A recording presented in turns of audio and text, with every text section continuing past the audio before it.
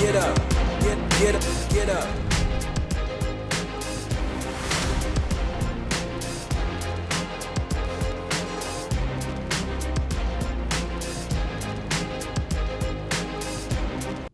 What's up, Mets fans? Welcome back to episode 113 of the Mets'd podcast, the official podcast of the New York Mets. Ooh, we're feeling good. A nice series sweep of those Miami Marlins, which is exactly what the doctor ordered. The Mets are on a 6-game win streak. The boys are hype, and we're ready to talk through this series, as well as preview the next one against the Nationals. And, of course, we're going to talk about the trade deadline, as we are just under 48 hours away from the trade deadline with guys like Juan Soto, Shohei Ohtani. Some big names floating around. Could the Mets be interested? You guys are going to have to listen to find out. If you are not yet following us on all our social media, make sure you are at Mets'd on Instagram, Twitter, and TikTok. If you're looking for the YouTube video, check out the New York Mets YouTube channel, the official channel for the Mets. You'll be able to find our video content there. And if you're listening to us, Apple Podcasts, Spotify, Google Podcasts, wherever you find your podcast, drop us a rating, drop us a review, drop us a subscription, and download all the episodes. It really does help this podcast grow. And it's a remote episode, so I do have to call in James here. James, how you doing? Good, man. Very good. I don't know if you guys can tell, but I'm much brighter than usual on my recordings over here. But it's only half of my face because I got a big light. Big light. Nice. But I only have one, so I'm only half. And there's a big motorcycle, so we're doing the podcast in Brooklyn, so you guys will get that too. I will say this. We asked on the last episode that we would read out any funny reviews, right? Mm-hmm. And we got one. Okay. The title is Greatest Podcast of All Time. And this one says 3 roasts for my favorite hosts. So we're starting off with a rhyme. Got to give him credit. Here we go.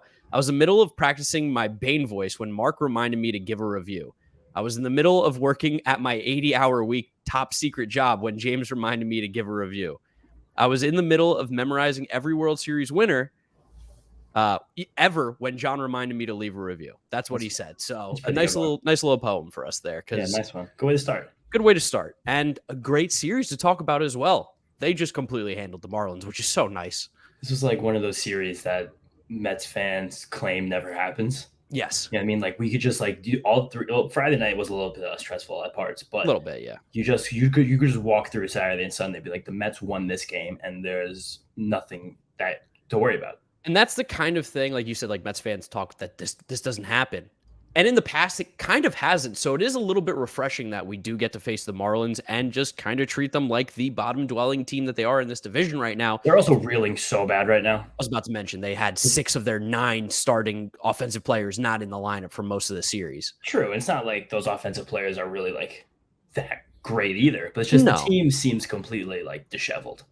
It was just really nice that, I mean, like you said, the first game started off a little bit dicey with Bassett on the mound going up against Sandy Alcantara, which is still very much up for debate as how to say his last name. But the Mets rallied back nicely. I think the best way to say it is to like leave some ambiguity in it, like Sandy Alcantara. Sandy Alcantara, like just kind of mumble the end. Alcantara. Kind of like Rihanna at Shut Up and Drive. She doesn't even say it at the end of the song. She just goes.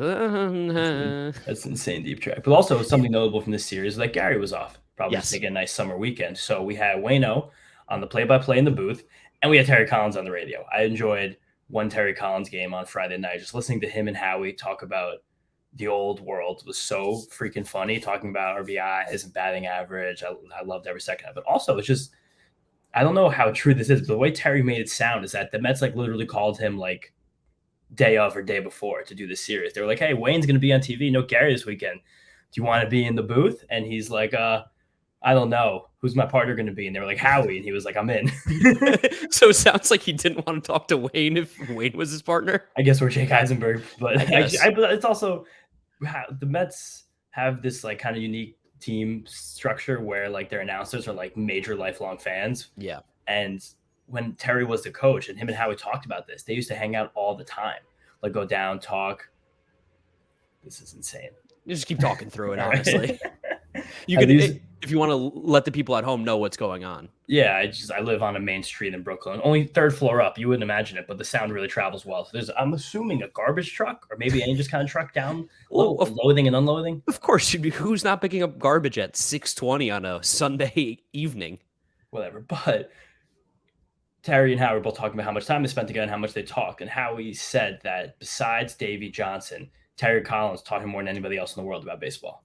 Terry is, I'm sure Buck will be up there too once he really gets to know Buck over a long tenure like he did with Terry. But those old guys, when they start talking baseball, whether or not you agree with like their, principles of how the game should be played now, they will teach you something and they will have incredible stories just because, Terry Collins is a lifer for baseball. Yeah, it's honestly just uplifting hearing them talk about it with each other. They also started talking. I think Pete maybe made a play or something, or maybe Bosch a play. I don't remember what happened exactly, but they're talking about how at the All-Star game, Pete was doing infield drills with Ron Washington. Yes. And they were just gushing over the fact that one, we're doing extra work at the All-Star game. Two, that an opposing coach, a rival coach was helping. And three, then they just start talking about baseball and Ron Washington infield drills. How would you feel if a Mets coach was helping out a Braves player during the All-Star game? Not good. Yeah, same. If Jeremy Hefner was in the corner with Charlie Morton, like showing a grip, I'd be like, get away from him. Get away. Don't you dare teach him the secrets. Unless it's sabotage.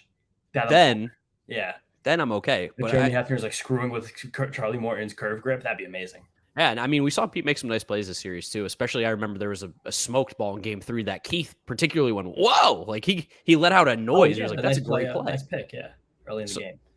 So that kind of stuff, it seems to be helping. And going back to Game 1 here because we did jump around a little bit. It was Bassett versus Sandy. That seems to be the big story of this one. Sandy, who is one of the favorites, if not the, to be the Cy Young right now in the National League. And Chris Bassett, who's coming off of really good starts, especially against the Marlins. Sandy is deflating a tiny bit, and maybe that's just from us getting the exposure to him. This is the fourth time that we saw Sandy Alcantara in 6 weeks, so you hitters start to get a little grasp on him, and you could just kind of tell from the moment that game started, like no at-bats were easy. I think Nimmo had a 6 or 7 or 8 pitch at-bat, which he seems to be doing every game now to start the game. He threw 23 pitches in that first inning, and nothing came easy. And you're like, okay, I think we've actually got a grip on this guy now. Yeah, I was kind of jumping all over the place because I was in Atlantic City for the National Card Show, which, if I can divulge into that for just a second, that's an absolutely insane atmosphere. Like, I don't collect cards. I flip. I'm like what the people in the card hobby hate. I'm like just trying to make money on it with my prospect knowledge, which I've done pretty well on. But this entire event was absolutely nuts. Just walking in, I felt overwhelmed for one of the few times in my entire life where I'm like, wow, I'm actually like feeling very uncomfortable right now. Because there was like, I don't know, insane amount of tables, and they all have these glass cases filled with cards that are valued minimum $5,000 a piece. And they have like 100 cards in a case. You're like, oh, there's like hundreds of millions of dollars worth of cards hanging out here. You walk in the middle, there's a $35 million baseball card just sitting there made of gold. And you're like, where do I go? What do I do here? It was nuts. It was crazy. So I was in Atlantic City. There was too many people there, so the internet wasn't working. So I missed the beginning because of the early start in Miami. Oh, yeah, it's 6:40. It got you. And the 6:10 on Saturday. It got me sitting in the bar. I was like, the Mets? What? Oh. But, yeah, so I'll go into the beginning of this game then because I watched it very closely. Also, I can't believe you're even at that convention for as long as you were. That's the type of thing to spend like 4 hours, not 24 hours. Well, yeah, I got invited out there with a friend who does some card stuff. And he was like, yeah, just come out, hang out, shoot some videos. I didn't shoot a video the first day because I was like, this is, as me and James, it was animal in there. It was absolutely insane with the people running around. There's 14-year-old kids with locked briefcases full of cards that are like $25,000 to $50,000. And like, if you're selling those big ticket items, this is the place to be, no doubt. But for someone like me, who's trying to find these like prospects that nobody knows about, it was like such a waste of my time to really be there, which is a little weird. But like, I mean, just the amount of people and the amount of children, really, this is the craziest part, is that the children have these just stacks and stacks of cards that are worth so much money. It was quite a weird experience for me to be there and be like, oh, like instead of putting your money into stocks, you put all your money into a LeBron James out of 5. Like it's crazy. It's also just events like that, especially being in a place like Atlantic City, definitely attracts a certain clientele. Well, I felt after the first day, I was like, man, this kind of turned me off to like the whole card market thing a little bit, because it's almost like too much in a way where it's like, if you are someone who is like me, who's like a casual in that sense, and you just want to go there and just like experience it, I feel like it's too much. I feel like there's too many people. I feel like this is the worst part. And I'll just quickly go into this. If you're trying to buy cards there, they're obviously going to charge you more than they got them for. So they'll charge you more than you could buy them for on eBay. And if you're trying to sell, they want to buy them for more than you can get for less than you can get on eBay. So there's really no winning unless you're trying to buy those $5,000 and $10,000 cards, which will never land there. And then talking with these people, just like, yeah, I want to sell you this card. They're like, I'll give you 110. I'm like, well, I can sell it tomorrow for 180 on eBay. They're like, yeah, good luck. I'm like, I literally did yesterday. Why are you telling me good luck? Why? Get off your high horse, guy at the card stand. Congratulations. You have a Shohei Ohtani card. You're not better than me. You're not better than me. That's all right. That's pretty funny stuff. I can't believe how much we don't want to talk about these games the Mets won. We've gone over 10 minutes now, not talking about baseball. But Go into it. Let's because this was like the most interesting game probably. Oh, by far. Also, especially like Sandy versus Bassett, best pitching matchup. But the Bassett just wasn't really that sharp, and that's something that just happens. It's a game. I'm very happy that my reverse jinx worked. I said that the Mets would come out flat in the series, coming off the emotional high, and didn't seem like anyone in the team really did. But it just seemed like this game, it was hard for Bassett to kind of get himself going in the right direction. It always felt like he would take like one step forward and two steps back, and you kind of saw that a lot, like right off the get go. I don't remember if it was the first, second inning. I think it was the first, where the Marlins just dinked and doinked him. Yep. A couple bloops, a couple well-placed ground balls, and all culminated with like ridiculous Miguel Rojas bloop double. And you're like, oh, the Mets are losing 3-0 to Sandy Alcantara. This stinks right now. And then literally on a moment's notice, it just completely spun around on the backs of the top of our order. The two incredible outfielders, Brandon Nimmo and Starling Marte. Marte just getting one of the biggest Marte parties of the whole season, started with a triple that he freaking smoked on his way to the 3-hit, 3 RBI game. Dude just had a great series. I know he didn't play in game 3. Not really. I mean, game 2, I think he was like over 4 with 3 strikeouts. But he had a great game. Yeah, okay, that's fair. I guess that's more of an accurate statement. He did have a great game because he almost hit for the cycle in this one. But like he was a double away from the cycle in like the 5th inning. Yeah, like the production that he's brought to this offense. I was just like going through fan graphs, just looking at like WRC plus of all the guys on the team. You know, the Mets have like 6 guys with the WRC plus above 120 before the game started today. That's incredible. And they put up like 19 hits in the game. Like the offense has been clicking, and I do think having a guy like Starling Marte slot into the 2 spot really helps because Nimmo gets on. He pushes him over. Lindor, Alonso. That's why you see those guys both in the top 5 in RBIs. Like they just really find a way to manufacture runs, even if it's not by the long ball sometimes. It was just awesome also that we are losing, and then Starling Marte ties the game with his triple, and then he ties it later again with a home run, both off of Sandy. And that was the first time that Sandy's given up 4 earned runs since June 24th against our Mets. Yep. And he's only given up 4 earned runs in 3 games this year, with the other one coming on May 1st against the Mariners. So as good as Sandy Alcantara, I hate saying Alcantara. I know, but John said Alcantara, and then they were saying Alcantara on the broadcast. So I tend to believe the SNY broadcast over you and I. Here's what we need. We need John. We know you got some ins and outs there. We need you to get us like the media review sheet that they get before the series, and whatever it says on there, because I know I've seen the White Sox one. They tweet it all the time. They put although they put Luis Robert as Luis Robert, which I disagree with vehemently. You can be ambiguous about Luis Robert. Robert. Yeah. Robert. You know, you can kind of end it. Yeah, exactly. But Alcantara, you can't do that as much. Whatever. I'm going to say the way that they were saying, because I believe that they have more access to things than we are. But that's just ridiculous. As good as he's been all year, the Mets have gone for 4 earned twice. The rest of the league's only done it once. The most runs he's ever given up at the start this year is 5. I mean, also the Mets are one of the better offensive teams in the National League right now, too. Like they just really are clicking. We call this Mets offense whenever the wind blows. You know what I mean? Like right now, one of the best offensive teams in the league. We could go. We need 3 bats. Like that's just you know what? You know what though? You talk about the necessity of bats. The Mets did pick up a couple here. We didn't see Naquin yet in this game, right? I don't think he played in game 1, but Vogelbach coming into this lineup, he's made a difference. Vogelbach's been so good. Vogelbach. They were also saying Vogelbach today on the broadcast. You know. It's so different. Why can't we just get the easy answers on these names? I don't know, but like this was, I think, Vogelbach's best game as a Met to this point. Like he was on base 3 times, 2 doubles and a walk. The doubles were hit 109 to 110 miles an hour. He's fun as hell. Like his on base percentage over 500 this week with the Mets. We haven't lost with Daniel Vogelbach on the roster. Undefeated, 6-0 in every single game that he's played. What a freaking dude! But this game kind of sat 4-4 for a while, and Bassett did kind of settle in after that, like little bit of trouble early. He still just like wasn't sharp. I got you again the estimate. That's 2 strikeouts. You said over 7. we don't need to talk about me now being 0 for 4 on the estimate. You're picking first in this one, which we'll talk about later in the episode. But for sure, I need all the help I can get. My goodness, you know what? I should have known that Bassett, who just faced the Marlins recently, you can't put up another like career great performance. Just like we saw with Sandy Alcantara. He's faced the Mets 4 times, and even he looks human. So, like, it happens. Definitely. And this was definitely not his best. 4 walks, hit batsman, 6 hits, 4 earned. But I think a lot of this just came from command, and a lot of that lack of command came from adjustment I've been talking about on here, which is Bassett more so finding these breaking balls. Something I wanted to ask him in that interview that you guys heard, hopefully over this weekend we did with him. We just kind of ran out of time. The conversation went a different way. So maybe next time I talk to Chris, maybe off camera will be more baseball stuff. But he just had a lot of trouble locating his slider and curveball. And as he's been throwing them more, that's kind of the risk you run. It's something I mentioned before. He talked about with Eno Saris about 4 years ago when talking about his curveball. Yep. He kept trying to nail that low and away corner to a very right-handed heavy Marlins lineup. And he just kept missing it.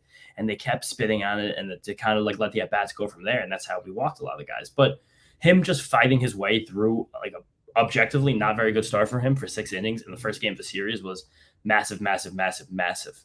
No, something that we need. And like this Mets team all year has kind of been like they've picked each other up, right? So Bassett didn't have his stuff and the offense kind of helped him out by making sure that they had enough runs that they still kept themselves competitive in this game. Yeah, and he was able to hand the ball directly at Adam Ottavino, which is important and also interesting. Good process by Buck here. Top of the Marlins order coming up. Best reliever not named Edwin Diaz coming in, using Trevor Williams in the 8th inning, which is kind of funny because we talked about that back in April. But he looked so good.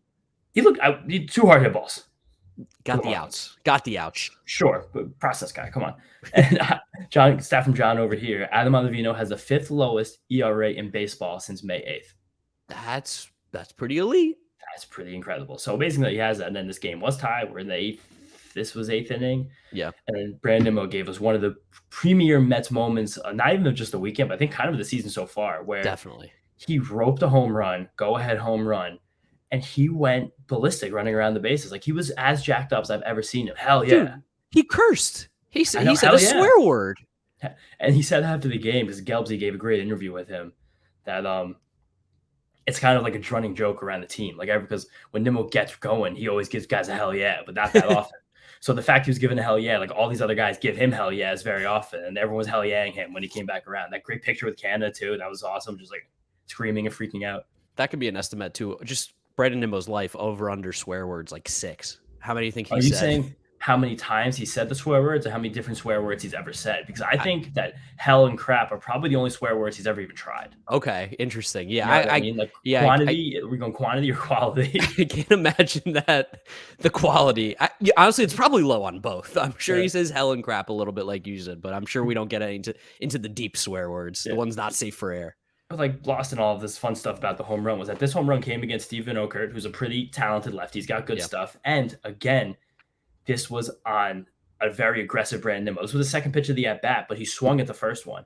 So he's very clearly like figured something out within himself, and that aggressiveness is helping him blossom. Also, stat from John here. 5th career go-ahead home run, the 8th inning or later for Brandon Nimmo. The thing I like to mention about Nimmo, too, is that we've seen it now watching BP live before the games when we get there for the Mets at Citi Field. Powerful. Brandon Nimmo has sneaky power. Like he's taken some BP sessions that's left my jaw dropped. And that's for a guy who you don't think of as a home run hitter. I would say nobody around the league does, but that power is there. And it does feel like Brandon Nimmo, as he's getting a little bit more aggressive, which I'm fine with. I'm happy to get this power and sacrifice maybe the on-base percentage a little bit here, but he has the ability to be a guy who I think probably at some point in his career could hit 25, 30 home runs. He's also like a sneaky hoss. He's such a big dude. Like he's huge, big, massive, like big shoulders. Like he's a big dude. But also we have to shout out how this home run even came to be, because it would not, I mean, I guess he would still would have hit the home run, but Eduardo Escobar, who did not start this game, I feel like one of the consequences, not consequences is a weird word, but one of the after effects of these trades for the hitters, Vogelback, and we're going to talk about Naquin in a few minutes here, is that it seems like Escobar might play less against tough righties just because that's something he struggled with this year. So he came off the bench cold, hit a ground ball. I believe it was in the hole to Miguel Rojas. Yeah, I think so. And he busted it out of the line, just beat it out. And he got himself on base as a guy who's not really considered a burner, even though I said Eduardo Escobar is an above average athlete, 63rd percentile in sprint speed, one of the highest on the Mets in general. And he's just also a little guy, so he can move a little bit. But that's such an amazing move from a veteran who's been starting his whole career to come off the bench cold and bust his ass on a ground ball, give his team a shot, got another sacrifice Nido bunt right after that for him. And then we came up and did the damage. But really amazing to see him be able to move into that role and do it with flying colors. Yeah, no, it seems like, I think they said after the Naquin acquisition, right, that this is going to limit Jeff McNeil. He's basically only going to be playing second base. It seems like that's what they really want to do going forward. And that Guillorme now is basically going to be splitting time at third base, it seems like, with Escobar, which is something that we have talked about as well, is that those two guys probably fit well as a platoon right now, with Escobar crushing lefties and Guillorme playing better against righties. So I mean, it probably won't even be every righty. I think it'll be like the really tough ones, like Sandy. Yes. You know what I mean? Yeah. Like it's you're not going to sit against like Paolo Espino. Yeah. But like you're gonna find a way to sit sometimes. But yeah, that was big. And then Diaz shut the door because he's absolutely disgusting, elite. One pitch away from immaculate inning. It was unbelievable. Shout out to Edwin Diaz. He's so psychotic that he started laughing when he got that foul tip happened on the ninth pitch of the inning. Because he's so in control right now. It's like when people talk to basketball players, like they have that moment of feeling in the zone. Like that's what Edwin Diaz is right now. He's completely in control of everything around him. Yeah, like Kobe dropping 81. Like the dude was just literally just chucking it from anywhere. It's like it's gonna go in. Like that's how it feels like with Edwin Diaz on the mound right now. It's just completely different. And it's amazing. It's amazing to see. Now, that was a good start to the series. Again, it wasn't like a come from behind victory, but it was a gritty one. It was they fought in that one. Game 2, this was good. This was really nice. This was the start of the easy games in this series. This is the type of game that fans literally dream about. Keith had an incredible line on Sunday talking about this game. He said it looked like Carrasco was in a rocking chair. That's like, what does that even mean? I don't know, but that makes sense. He says it and I see it and I feel it. You know what it is? Maybe it's because it's just like he was in just such a rhythm that it was like a rocking chair back and forth. Very easy. And just no Marlin reached third base this entire game. That's sick. How crazy is that? The entire game. And 2 reached second. 1 got picked off. And the other one stole the base. Yeah, shout out to was it Charles LeBlanc for getting picked off at second? LeBlanc. No C. Silent C. I don't know. I think it's LeBlanc. Unless they were being like gauche today, and because they kept saying LeBlanc, like kept referring to the fact that Silent C on the broadcast today. Is this another pronunciation we have? I'm calling him LeBlanc. I don't care, but I will acknowledge that you have told me I'm wrong. Okay, that's fine. I wanted to give like a nice, thorough, and deep Carrasco breakdown right now because he's been absolutely unbelievable for the last month of play. 0.90 ERA in July. Ooh, okay, Carlos. And it all culminated in this start where 7 2/3 innings, 7 strikeouts, 2 walks, 4 hits. I believe that's his 3rd or 4th time pitching into the 8th inning this year. Yeah, I also believe that's the most of any pitcher in the Mets staff as well, which is unbelievable that Carlos Carrasco is like our durability workhorse right now. But the big thing with this game, I'm sure you guys saw it watching on TV. If you watched it on TV, is that his sinker is very, very, very back. Yes, Keith talked about a lot on Sunday that he talked about Carrasco before the game and said, like, yep, he found that pitch again. He's really started to throw it. It's his 6th straight start where he's increased his sinker usage. It has risen from 6 starts ago at a 1% usage rate to Saturday. It was a 33% usage rate, 1/3 of his pitches. Yeah, so this is something that he had through a little bit last year, then stopped throwing it, was throwing it a little bit in the early year, stopped for the middle month at like end of May, June time. Now it's come all the way back to where Saturday was the most often he threw it in any game all year. Also, a lot of that helped him with double plays. He's the first pitcher in Mets history to induce multiple double plays in 4 straight starts. Major League record's 5. So we're approaching history next weekend with Carlos Carrasco. Carlos, history. Where were you when Carlos Carrasco tied the ground ball in multiple double play record? We'll be on pins and needles next weekend watching Carlos Carrasco pitch against the Braves, hoping for that. But this is a pretty cool adjustment, I think, for him because his fastball was just kind of being hit hard. And not that the sinker hasn't been hit hard. It has been hit basically as hard as the fastball, just in less exposure. So it's less of a sure sample. His sinker had 5 whiffs on Saturday. His fastball's only had 5 whiffs in the individual start 4 times all year. And it has not happened since June 17th, which also kind of coincides when he started chanting his repertoire up a little bit. So that makes sense because that's like a quantity stat, not like a whiff rate. But this sinker has plus movement, both in its drop and its fade, and the fastball just doesn't. It has a little bit of horizontal movement, but it's on a flat plane, so it's like a little bit easier to hit. It's not really one of those, like rising type good fastballs. So if this pitch has a better movement profile, I think it's a great idea to do it. And I like with Carrasco moving on to the sinker with a little bit of movement, just because his command is so insane right now, and it has been this entire season basically, besides for a couple bad starts here and there. He has one of the best chase rates in all of baseball. Really? 36%. Yeah. League average is 28%. He's in the 97th percentile chase rate in the entire league, every pitcher in baseball. And I mean, you must feel good considering all last year. This is what especially you were preaching, like, guys, 100%. Carlos Carrasco, he's good. He just had to get a little healthier. He just had to kind of get in tow, and like having a full year working with Hefner, clearly he's found some adjustments here. And he's able to control all of his pitches in a way that's just so pretty to watch because he lives in those shadows. He doesn't throw many balls ever in a game that are even in a location that damage could be done. And you saw with that sinker, he was just owning those bottom two corners of the zone, like throwing them like an inch off the plate after movement, and the guys are swinging through. And I think it makes his slider look even better because now you kind of have those two opposite directions. And if he's tunneling those pitches well, like he was, it seemed like in this game, it's really hard. I mean, you're guessing. You're guessing. Yeah, literally. And those were his two most thrown pitches. The slider was great, 27% usage, 6 whiffs on 12 swings. Use those two pitches together. Like, especially, again, you're playing a team like the Marlins. I get that. But the big thing you have to do when you're a team like the Mets, you have to beat the teams like the Marlins. And It really helps when your starting pitcher shuts them out for 7 2/3 innings. The Marlins didn't even score after, I believe it was the second inning against Bassett. So we were looking at 16 consecutive scoreless innings for Mets pitching against the Marlins. And just to rattle through a couple more Carrasco stats. He's 4-0 with a 2.17 career ERA and 8 starts against the Marlins. Mets have won all 6 of Carrasco's starts against the Marlins since he joined the team last year. Perfect. Ended July with 18 2/3 consecutive scoreless innings. Not bad. Ridiculous. And Carrasco, I mentioned before, the 0.90 ERA in July, his lowest in any month of his career. 4th best ERA for any Met. 4th lowest ERA in a single month for any Met. There we go. In team history, the minimum third of the innings pitched. Crazy. The record's actually deGrom last April, 0.51. That's little teaser. Little teaser of what's to come maybe next week. But yeah, I mean, Carlos Carrasco has been so good. It was huge in this game. And it also helped, too, that the offense was swinging the bat again. Yes, and a lot of that was kind of the bottom of this order. The bottom of the order had a very big game here, especially Jeff McNeil. I believe he had 3 hard hit balls. First multi-hit game, what felt like a month. They mentioned it, I forgot the exact date. And you want to know why, though, right? Well, the All-Star break. Well, this is like the first time he's been on the road. He might actually be sleeping without. That's true. He's actually really good. There's a really good chance the newborn baby Lucas is not with him, and he might actually get to sleep.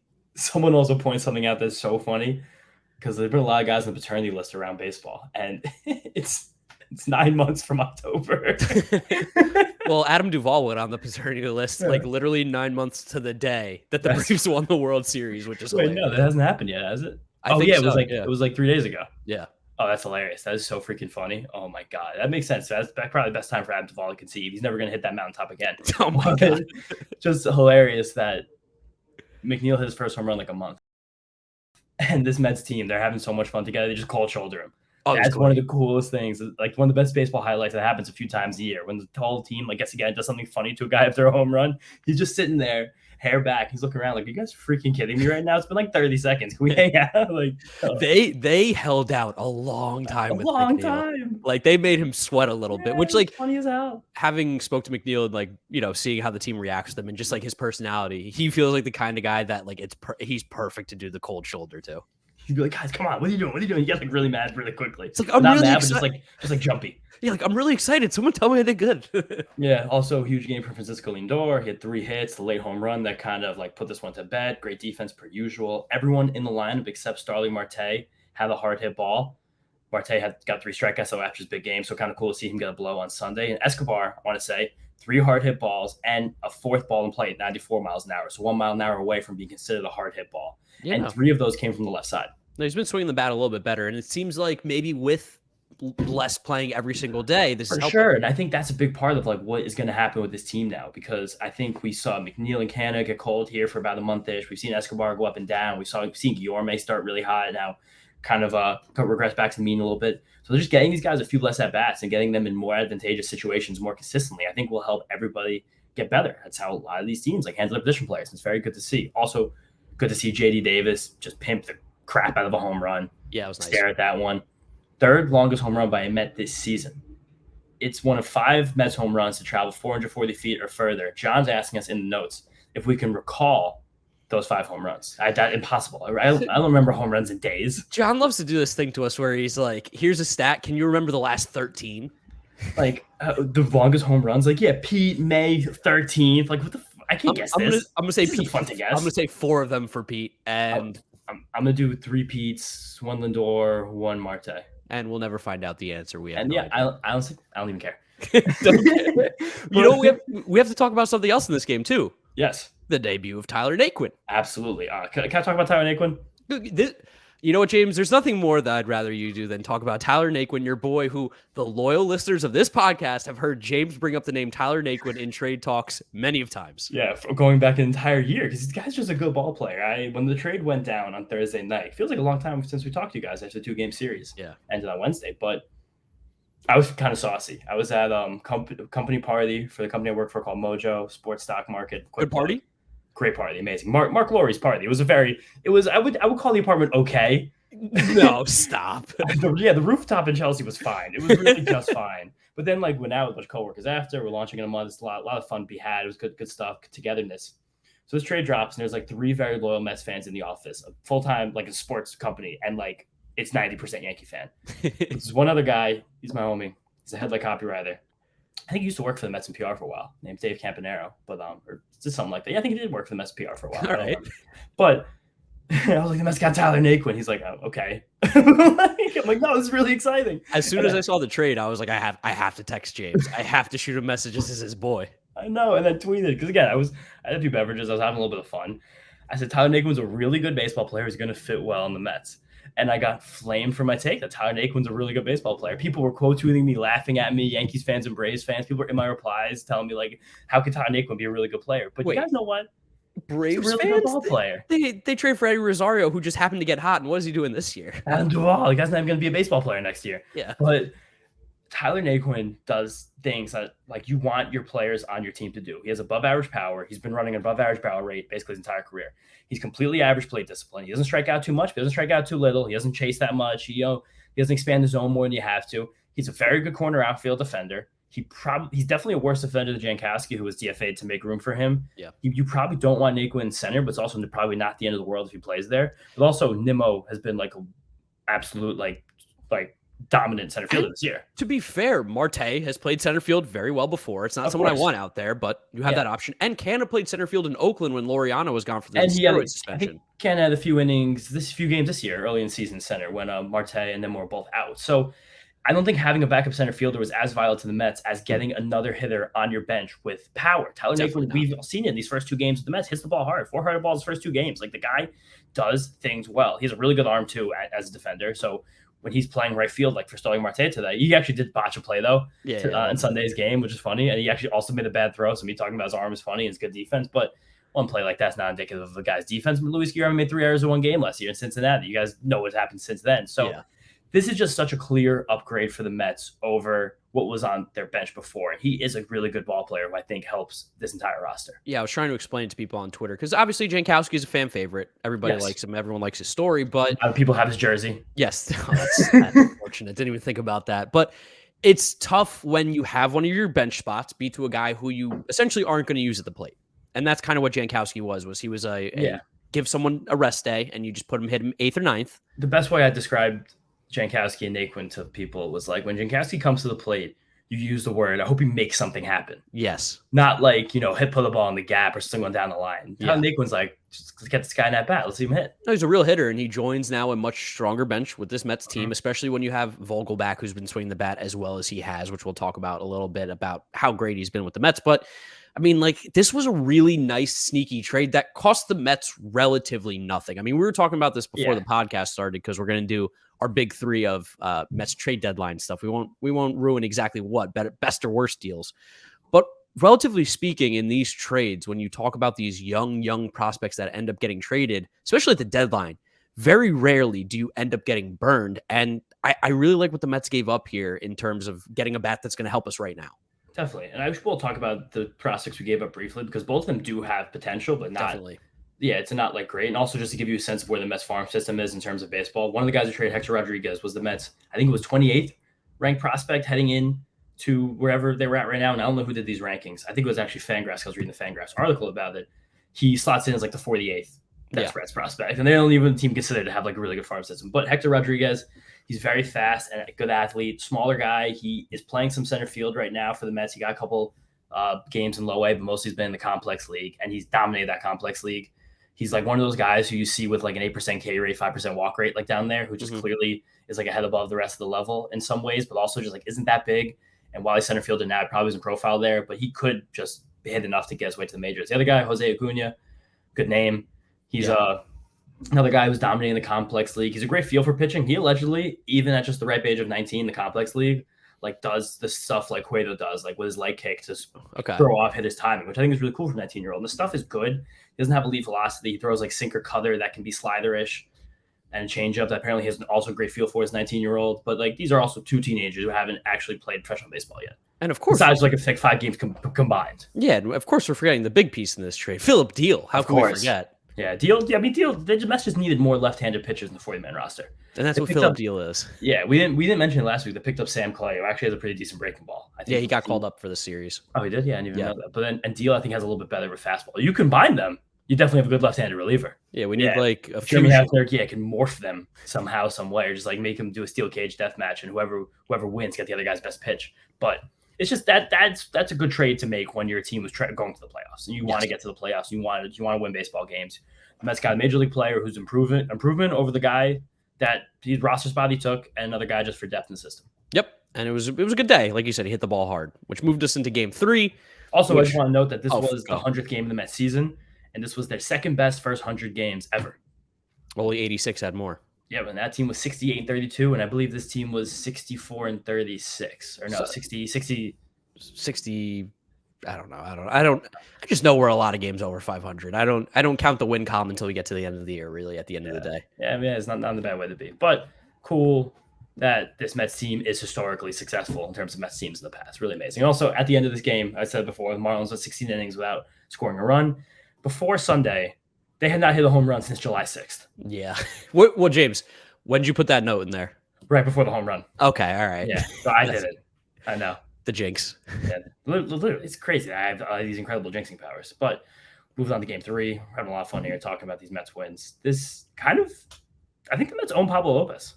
I think they do, because he's definitely not a bad pitcher. He's actually quite a good one, but for some reason, they just are able to hit him. I have a stat that someone tweeted. My boy Schwebzy from Pitcher List, Christopher Weber. Where's Schwebzy? Did I not like it? Why, you didn't like his tweet? I'm pretty positive I did. So that's a rookie move right there. Oh, I gotta find it. All right, well, I'll talk about Pablo Lopez a little bit while you find that tweet. Pablo Lopez is a guy who could be on the move, by the way, because the Marlins, Kim Ung was talking about only Sandy Alcantara is the only person they're not listening to. I think that's Kim Ing. I thought it was Kim Ung. We can't do names today, but oh my God. This is funny because also pulling back the Sandy thing I said before. Sandy this year against all teams not the Mets, 1.69 ERA. Against the Mets, 3.33. Pablo Lopez against everyone not the Mets this year, 2.73 ERA. Against the Mets, 9. Oh my God. 2.73 against all teams not the Mets. That's pretty good. Yeah. And like he's also just profiles perfectly as the pitcher that this Mets team can hit because he always stays around the zone. Like that's kind of what happens with these change-up fastball right-handed pitchers don't have elite velocity. You kind of can't. His breaking balls are fine, but he just doesn't really throw them enough. He doesn't have confidence enough in them. I'm sure that they're just like not exactly where he wants them to be. So with that changeup, you kind of just run the risk of that pitch. If you hang around the zone too much, you're going to hit it. And this Mets team is just like, that's it. Perfect. Just put the ball into play, keep peppering it in. That's exactly what they did. The Mets had 5 hits in the first inning, 1 in the second, a Mazika bunt, and 5 more in the third, knocking Pablo out with, I think it was 2 in the third innings and 11 hits allowed. Yeah, he just got shot. I mean, the Mets had 19 hits in this game, which over 9 innings with just hits alone. That's a 2-whip for the entire Marlins staff. 2 guys were getting on every single inning. If you're doing that math, like they really just did come out the gate swinging with the Lindor double, the Pete double, McNeil getting a shot down the line. Like it was so nice and refreshing. Vogelbach getting in on the action. Everybody in this Mets lineup had multiple hits except for Naquin and Brandon Nimmo, which that's pretty disgusting. That is pretty disgusting. John's also highlighting vigorously right now in our doc, saying this is the first time all season a team had 19 hits and no homers. Which Keith was Boomer. Oh my God, Keith was freaking out all day. He was like, you know what? He's like, when I would talk to the great pitchers, this made me laugh. He's like, when I talk to the great pitchers, oh my God, this killed me. He was like, they would say, we don't like facing you guys because you're tough outs. He's like, no one cares. The home runs, they don't care. You can shut those guys down. He's like, but those teams that don't strike out, that they give you long at bats. He's like, those are the guys.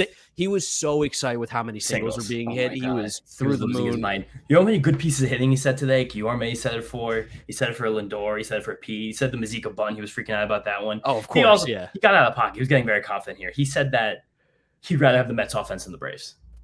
That's a little crazy. Little crazy. The Mets offense, though, is looking solid. And like I did say earlier, Keith 6 guys with a WRC plus above 120. That doesn't lie. Pretty good. Keith also did something crazy. I forgot why they were doing this, but they were showing something on. Yeah, Richard Neer, WFAN legend, had like some guy from the 50s, it looked like, in a military uniform in a black and white picture. He said like his uncle or his nephew or his great uncle. Someone looked like Daniel Vogelbach. So Keith shows it to the screen and like just barely cut off the guy's phone number. Yeah. Like he almost just doxed a random Richard Neer in the middle of this game. And then Wayne's like, oh, watch out. You got a phone number there. And Keith is like, you know what? We bring everything to the folks. We take chances. What the hell? Dude, I think Keith gets to loosen up a little bit when Gary's not there, maybe. I just think Keith got loose a couple days in Miami. Probably hanging out by the pool. Probably had some tartar. He definitely had a little tartar. Yeah, I think these guys are having a good time. Some great wins. They were going to relax. I can't believe this is going on right now. Ceviche, John Sullivan had ceviche. That's probably better. Ceviche feels very Miami. It's just this game was just such a wire-to-wire win. The Marlins did get a little dicey after they knocked Taiwan out of the game, who didn't have his best stuff, I'd say, either in this one. But then the Mets just grabbed a couple runs back and put it all out of reach. Yeah, they kept responding back. I think the Marlins got, 2 in the bottom of the 6th, and the Mets came back with 2 in the top of the 7th, and that's where the game ended at 9-3. Shout out to Tommy Hunter, Steven Nagosic, Yohan Lopez for doing the cleanup duty, the mop-up. They did a fantastic job. Steven Nagosic looking really strong again. Yes, a little bit of stuff. He's a guy who could probably stick in his bullpen for a little while. Steven Nagosic, who came from the Addison Reed trade to the Boston Red Sox. We were looking up trades at the deadline that the Mets have made over the last few years. I saw that one. I saw the Lucas Duda, Drew Smith. It's funny how some of those guys are now starting to make an impact on this team when that feels like years ago. Lifetimes ago. Addison Reed, I forget he exists until you tell me he exists, which is crazy because he was so good. Oh, in 2015, he was one of the Mets' better deadline pickups in the history of the franchise. He, in a year and a half with his team, I believe his ERA was remarkably low. I'm going to look it up real quick. Yeah. While you keep talking about Addison Reed. Yeah, I mean, that's enough Addison Reed because I want to wrap up the series for a little bit. Francisco Lindor had another RBI in this game, 70 RBIs. Mets single season RBI record for a shortstop, 81 by Reyes. Hopefully Lindor gets that soon. Yeah. Lindor's also hit safely in 17 of his last 18 games. He's one of those nice up and down Francisco Lindor hot streaks. Has WRC plus up 125. Yep. Which is a great number for him to be at. One of the best years he's had in terms of WRC plus, as well as his average has jumped almost 20 points in a week. And his barrel rate is ticking up to be near a career high as well, which is pretty freaking cool. Yes. Love that. Amazing. So he's not good. You guys know that. 1,000 OPS his last 20 games. Not a good player. Not a good player at all. Can you believe they pay him all that money? Oh, God. Overpaid. I had this argument with somebody today that almost theoretically, if you think someone's overpaid, how many guys who are past 6 years of service time who actually got to free agency or theoretically got to free agency, basically the guys who went through the MLB draft, not the international signing system, they're kind of all technically overpaid then, you think, right? Well, yeah, I was having this converation with the guy at the card show too, because he was telling me about Juan Soto stinks.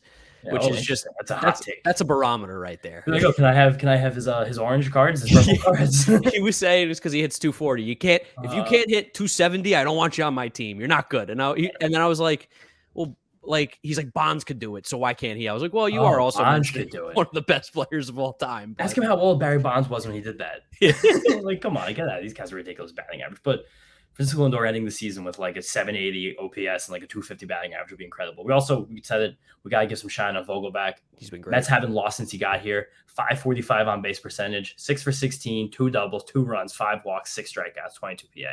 He's another guy like Canna who just every at bat 3-2. It feels like 3-2 every single time, and he grinds it. Keith was talking about Vogelback a lot today. He's like, man, I love this guy's approach. I love his swing. For a guy who is the complete opposite of what Keith would normally like. There's almost no world where if you put Daniel Vogelback in a room with a bunch of other first basemen and as well as gave him the stats, if he didn't know he was on the Mets, Keith would never choose him. There's no shot. Absolutely not. They were also poking some fun at him because I forgot what the play, what inning it was, but he was rounding third. Oh yeah, Joey Cora. He basically hugged him, grabbed him, told him to stop, and get Daniel Vogelback. I say rounding third. He literally put his foot on the base, and that was it. Yeah, there was no rounding being done. I do like having him on this team. He adds an element. He has some power. I love him. It's so funny. He's hitting cleanup already. Yeah. Well, 5th. Oh, I think it was 4th with Marte out of the lineup. Oh yeah, with Marte out of the lineup, he was 4th. Yeah. And a couple of stats got to run through here. Tie the series up. 64 wins through the end of July, the second most in team history. In 1986 team has 66 wins. And it's Mets probably similar amount of games. 6 straight wins matches our longest winning streak of the season with some probably fun to be had in Washington, which I guess that's how we'll close the episode because I don't know who's pitching that series. So we'll talk about that when we preview the series, of course. Well, I know the first 2 games. Don't give it away. Maybe the listeners don't know yet. Yeah. Okay. Oh, yeah. Actually, I forgot. I don't know who they are. You got to look it up. Ooh, wait for the end. Listen to the end. And Mets starting pitchers ended July with a 2.42 ERA in the month. That's pretty good, huh? And you remember we lost that series to the Padres. People are saying we're bad. You won 10 your last 13 games. Season was over. Season was over. It was like the 7th time. Chicken Little, the sky was falling, I thought. Oh, man. I freaking love this. What a Jesus Christ. that was the most casual curse. That's how you know we're feeling good and comfortable right now is just James just accidentally dropping a curse word that Brandon Nimmo has never once said in his life. No, I don't think he even think about saying it. Do you think he's on the table? Think he's texted it? No, definitely not. I think he's more likely to say it than text it. Like I bet Brandon Nimmo, if you corner him in the locker room, you can get him to say it. Maybe like poke him with stuff. I almost just did it again. But like texting, it's there forever. Of course, that someone could take a screenshot of Brandon Nimmo saying that. Paper trail. Yeah, it's paper trail. If you say the S word. What a great series, though. The Mets need a series like this. I mean, not that they need a series like this, but I love having a series like this. I mean, it is so nice to have a weekend series against the lowly Marlins and like just watch baseball, enjoy yourself. You can go outside, spend some time in the sun.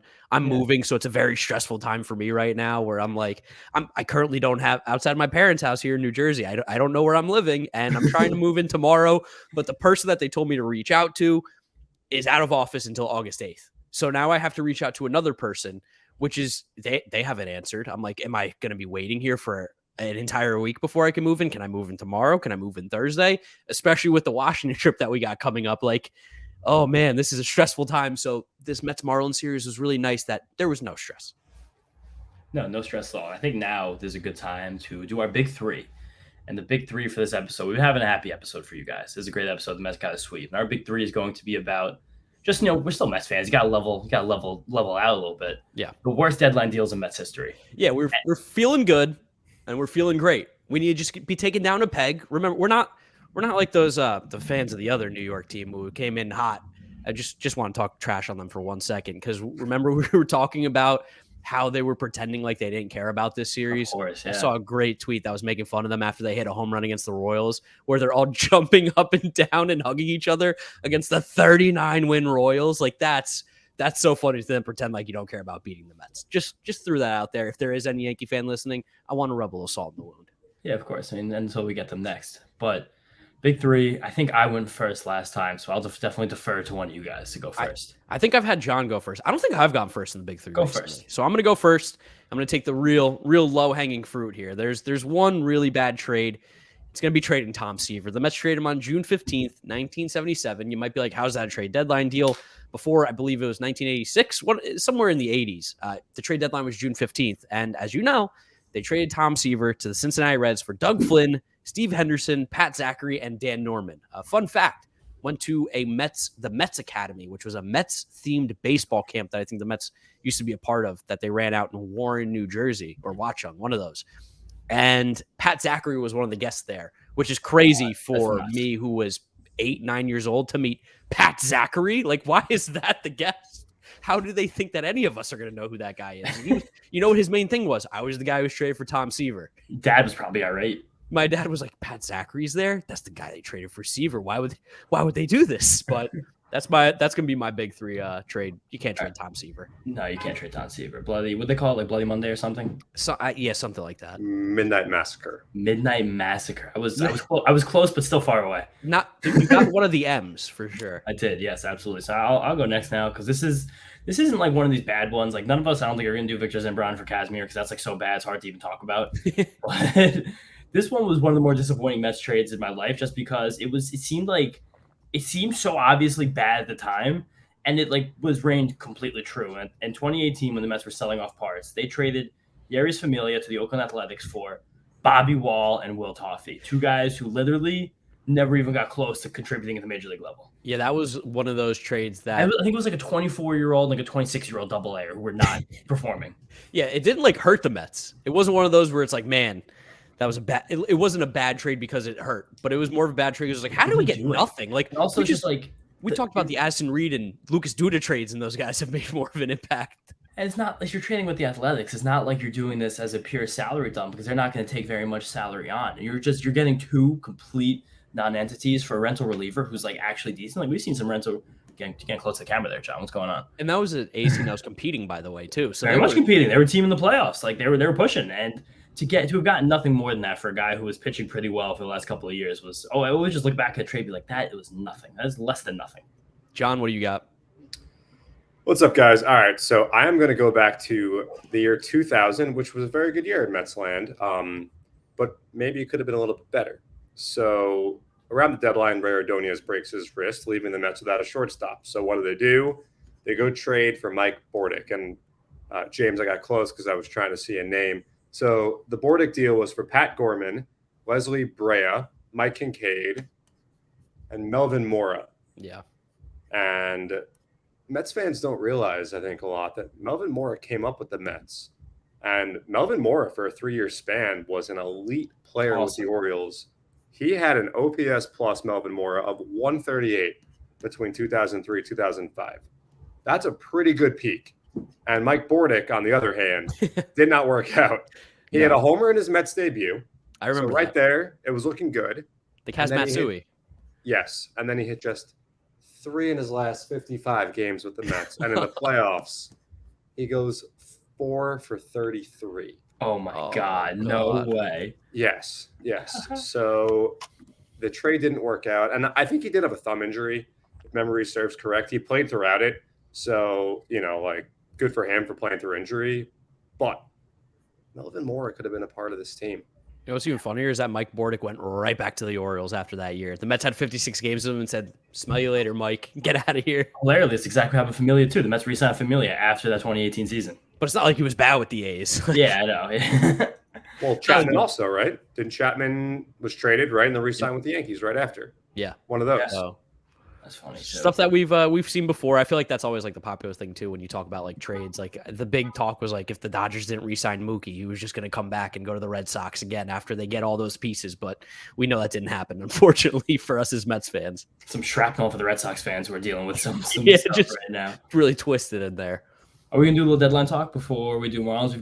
Before we do Nationals. I mean, we've gotten long here, but maybe like 5 minutes. Yeah. Well, first, since we have John as well, let's do the estimate for this next episode so that I can go down 5-0. Sure. Real quick though. Yeah. I heard you guys kind of crushing me about the longest home runs by a Met this year. Yeah, quick.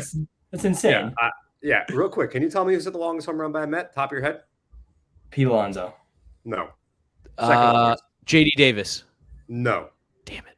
Okay. I wonder if we went up to 100 Met fans on the street of Queens, how many it would take before someone can tell me on April 22nd hit the longest home run by a Met this year. That doesn't help at all. The date. James McCann. It was in it Arizona. is James McCann, Arizona. 452. Oh yes. Man. Wait, we got to do that at the stadium. Yeah, we should. Who was the longest home run by a Met this year? That's the next TikTok. Well, I hope that people aren't listening. Otherwise, we just ruined some good content. What are the chances that we hit a random person in the stadium? They're a listener. That's also 15%? we need more of you to listen. Yeah, exactly. That's right. We'll try that. Because you can win fun prizes. Of course. Anyway, you want to get into estimate for this episode? Yes. All right. Yeah. So deadline, perfect segue. Mets headed to Washington, D.C. All eyes in the baseball world on number 22 in D.C. Will he stay or will he go? Juan Soto. So the estimate, how many plate appearances will Juan Soto take in this 3-game series? Please let James go first. James has to go first because I'm sick of Mark losing in embarrassing fashion. I mean, what's James's magic number here? I was thinking about that the other day. Set the line. The magic number is shrinking. Oh my God! Yeah. Oh, we do it after every series. It's not every day. No, it's not the It's not every day. It's probably like 18 I'd series say there's left. about what, like 15, 20 series 18, left. yeah. So, well, Mark we have like 60 games left. So just based on the rule of averages, one's going to be 5 games, another one's 4 games. Knock that down to 18 off the bat. Man, we're close. we got a dog. Dog sighting. If I I could have guaranteed that was a dog. That was such a lock. Fun fact: he was going to be named Seaver until someone came in and said, with authority, "We're not naming the dog Seaver." But Did you change the name to Fregosi? No. What's the dog's name? That's Cooper. Okay. Strong name. My mom was accosted by a dog in Tamaulipas Park named Cooper like 10 years ago, 15 years ago, probably now. It's a running joke in our family with like some of our close friends because this like large dog. I think Cooper might have saw your mom walking down the street. Yeah, right. But like this woman, like this dog was like on my mom. My mom's a small woman who's deathly afraid of animals, and this dog has 2 paws on my 5'0" mom, and she's like, "Oh my god, oh my god, oh my god!" And the woman's like, "Cooper." Cooper, down Cooper. And it's just like, it's a stupid, funny joke in my family. But I think I have an idea. I think I have an idea for this Soto play. I'm going to go, and if I can't go, you can't go over, right? If you go over, you lose? Correct. Sorry, I got to go back on mute. Yeah, please. I'm going to say, Oh, man. I think I'm going to just really safely say 4. 4. So he's traded after the first game, is what you're saying. Yeah, before on deadline day. I'm going to say, man, did the Nationals play at home this weekend? They did, right? They played the Cardinals. Man, are they going to give him one? I think he's going to get traded. So do they give him one day? Because the trade could happen tonight. The trade could happen tonight while we're talking about this. The trade could happen tomorrow morning. Maybe the Nationals don't play Juan Soto on Monday because they're trying to trade him. And what if he gets hurt? It's possible. You have to be worried. So, man. But why do you play? Why do you play today? The Cardinals. The Cardinals are interested. They got to see the products that they could be going after. I mean, mean, theoretically are too. 4. Oh man, that's so. I'm gonna go under. Because I think there's a world where it's plate appearances, right? Plate appearances, yeah. We could see we could see an early pull too, maybe in the game. Wow, maybe you let him get one at bat. Hug watch. We could get a hug watch. Maybe he gets pulled. He gets one at bat, and they're like, okay, that's it. That's your last at bat here as a Washington National. Off to the New York Mets, hopefully. Yeah, I'm gonna take the under on this one. So I'll say 3. Okay. 3 plate appearances. I got to be honest with you, Mark. I think you're going down 0-5. Well, it sounds like it's a lock that Juan Soto doesn't get traded now, basically, because I've taken the under. That is possible. Yeah. I think I like your number more than my number. You like 3 better than 4? Right now, yeah, with me having 4. I mean, John, thank you, of course, for helping us out here with the estimate. We'll keep a close eye on this. But I think this is also a good segue to talk about, there's going to be a lot going on in Washington this week, whether Juan Soto gets traded. Max Scherzer's making the first appearance of the series on Monday, followed by, do you remember this guy, James? Jacob deGrom? You heard of him? Who? Jacob deGrom. You heard about this guy? Who? Yeah, he's going to be making his first start in over a year on Tuesday against the Nationals in Washington. He said it feels like his career debut all over again. I kind of feel that way, too. It does. And I think I heard a stat that this is the longest the pitcher has been out without having a surgery. Oh my God. Ever.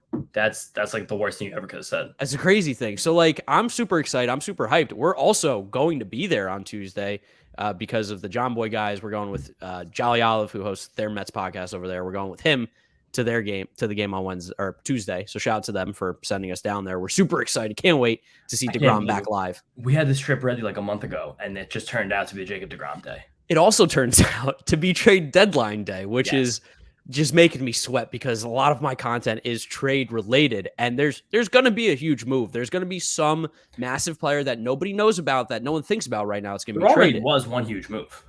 What? Luis Castillo. Yeah, it was a massive move. No, but I'm talking about prospects. I'm talking about a guy though that maybe you didn't think of. I think Rodon could be that big name that maybe people would be surprised about. I think Rodon and Lopez are definitely on the block and they could get moved. I think that Frankie Montas probably gets moved. Definitely. I think that we could see, I don't know, I think we could see a team in the AL Central do something crazy just because all 3 of those teams are really trying to distinguish themselves. And they're all relatively close to each other. Yeah, and they're all relatively unspectacular. So I could see one of those teams doing something big. The Yankees have to do something. I can't believe they haven't done anything. It's going to be fun to see what the Orioles do too, because the Orioles are 3 games out of the playoffs right now, a wild card spot. So do you trade Trey Mancini? Do you trade Jorge Lopez? Do you trade Cedric Mullins? Do you trade these guys? I mean, they probably won't, just because they're definitely not going to trade anybody with control. The only guys they could trade are Lopez and Mancini. Lopez has 1 more year in his deal. We talked to you guys about Lopez last week or 2 weeks ago. I don't remember when that was.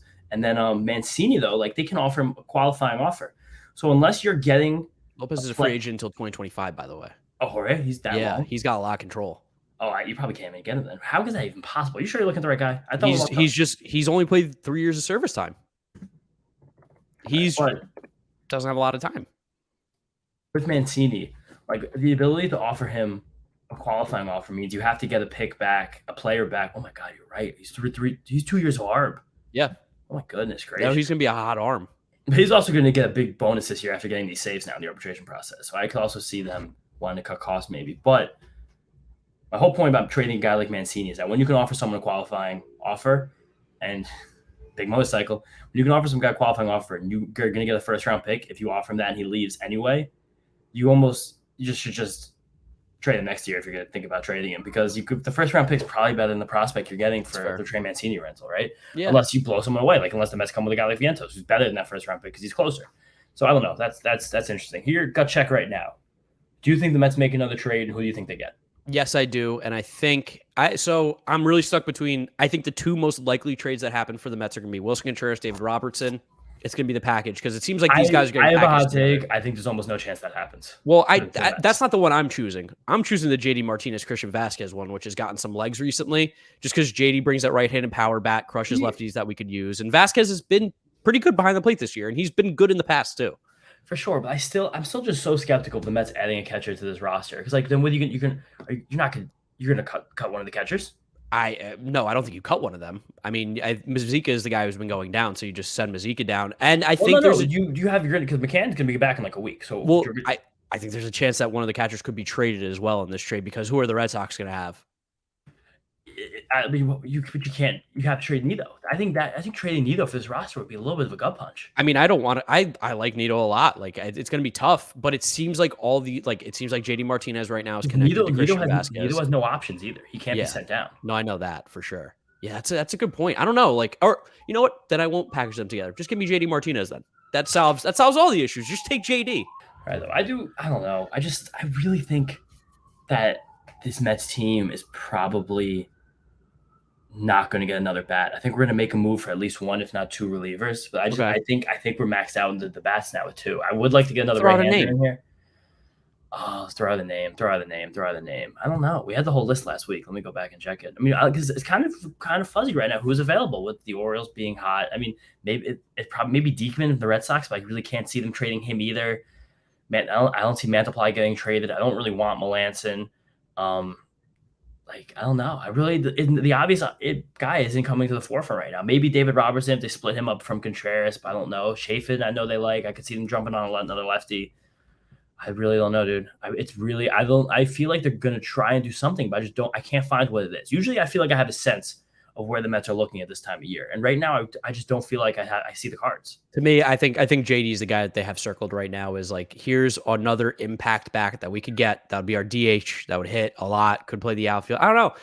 The Naquin thing makes it weird, even though they're completely different. But it makes it weird. And then Vogel back. It's confusing. Because it's weird that they got two lefties. Yeah, that probably is a little bit weird to me. But I think they probably also see, and a lot of fans might not want to hear this, but they probably still project J.D. Davis against exclusively lefties as being an above-average bat. They're probably projecting him like 10 to 20% better than average, exclusively facing lefties. Same thing where if you knock down some of Eduardo Escobar's plate appearances against tough righties, you're probably projecting like 10% better than Eduardo Escobar at least. And the way that Mark Vientos has been hitting, because it seems like that's the name that's flying around too, as like the prospect that would probably be on the move for some of these guys. Like he's hitting relatively well in AAA right now. He's got 19 homers, 10 doubles, 54 RBIs with a 345 on base and 864 OPS. Like that's still pretty good. It's still the ground balls and the strikeouts though, where I really don't know what's going to happen with him. But he's got 19 home runs though. So but the ground balls can't be that high where he's still coming into 20 of them. It's like 50%. Vladdy has a 50% thing too. Like True. right now. Okay. And Josh Bell was a huge ground ball guy too. So I'm not saying that Mark Vientos can't be good in the future. I'm saying it's less likely that Mark Vientos is good tomorrow if he's on the Mets. You know what I mean? Oh, for sure. Well, yeah, of course. That's what I mean. I mean, like right now, what are we getting at for Mark Vientos? Like, do you get league average production from a guy who had a 50% ground ball and a 30% K rate in AAA? AAA also right now. I think there was a good article about this on either Prospectus. I forgot who wrote it. So I wanted to give someone credit, but I forgot. There's an argument to be made that right now, and I've spoken about this before in this show, that AA is almost a little bit better than AAA. We've seen a lot of these prospects kind of skip past AAA because the talent level is not that good. AAA has become, for a lot of these teams that are sharper, just kind of like you're a full-on taxi roster. Yeah. Where you have a lot of guys who are older. Like the average age in AAA is older than it's ever been. Some team, I think the Braves have an older average age in the AAA roster and the Major League roster, which is one of the funniest stats in the history of the sport. So I think that when you see a guy like, and also that makes it funny that there's a big deal with Alvarez going from AA to AAA, and now he's, you know what I mean? But I don't know. I see Vientos as probably a guy who's a hair worse than league average at this moment. Maybe he can get hot. Maybe he can find something, but I don't know if he's the guy they include. And if he's not the guy you include, I really don't know what is the next thing. I don't know what piece you're giving up to get it, because it seems like the Mets are really reluctant to trade any of their top guys, which makes sense unless they're getting an elite guy back. And all these guys we're talking about are rental bats. Yeah. I don't know. That's tough. It's tough. I think the Mets are definitely going to be making calls on a lot of guys. And I the think Mets are going to be involved. Yeah, I think for the right piece, I think they're interested. But like you mentioned, like Fulmer, they're gonna kick tires on all the Tigers relievers. Fulmer, Lou Trevino's going to be on the move. I think the Mets will pick up one or two of these relievers, but I don't think they'll do the big JD Martinez, Willson Contreras thing. Truthfully, I just don't. John wants Christian Walker. Is Christian Walker righty or lefty? He's a righty. Okay, so that'd work. He's a righty first baseman, though. I don't think he can really play anywhere else. That's the only issue. Certainly not. Yeah, so I mean, it's going to be interesting. The trade deadline is going to be crazy. Just to throw it out there, Soto. Where does Soto go if he gets traded? It makes me sick to my stomach. Probably the Dodgers. I'm going to go Padres. I think the Padres are going to go for it. I pray he doesn't go to the Dodgers. I hope he goes to the Padres or the Cardinals because those teams probably still can't compete even with Juan Soto. I saw this tweet too today that I kind of want to bring up just briefly, talk about trade deadline, bad trades in the past. I think this was offseason, or I don't remember, offseason deadline. The Mets got hammered all these years for trading Jared Kelenic for Edwin Diaz before Kelenic had even stepped on a major league field. People do not talk about the St. Louis Cardinals model organization trading Sandy Alcantara for a year of Marcell Ozuna. Yeah. It's insane how little that's talked about. That's got to be one of the worst trades in the modern era of baseball. It's not even close. And the team has no pitching at all. The team has no pitching. I believe also, don't quote me on this, I'm going to look it up. I also think Zach Gallen went to the Marlins in that trade. Jazz. No, Jazz. No. You're right. I think you might be correct. Yeah, no, it was Sandy Alcantara and Zach Gallen along with Daniel Castano and Magneuris Sierra, which whatever those last two, but two really good pitchers for like a year and a half of Marcell Ozuna. Like, not even being an ass, but those are two of the 30 best pitchers in baseball right now. Yeah. So like really for 1 year of Marcell Ozuna, like that is one of, if the Cardinals simply did not make that trade, they'd probably be the best team in baseball right now. Could be up there with their lineup. And that's why, like, if they include Soto, like if I were the Cardinals, I'd be going balls to the wall for Frankie Montas. Yeah, definitely. Like that, or Pablo Lopez in there. Like Pablo Lopez in that park, that'd be unbelievable. Would be great, yeah. But like, I can't see how. And Soto's incredible, but like for them, that doesn't change their bottom line that much. They're probably still not even. They might not even be a playoff team with Juan Soto. Yeah, I'm not even kidding about that. Yeah, I mean they're still good. I'm not really count the Cardinals out because they're due for like their weird hot streak that they always get at the end of the year. But there's no one pitching for them right now. It's Wainwright and Mikolas. Yeah, no, there's nobody. nobody. Are you freaking kidding me? Yeah, two guys on my fantasy team.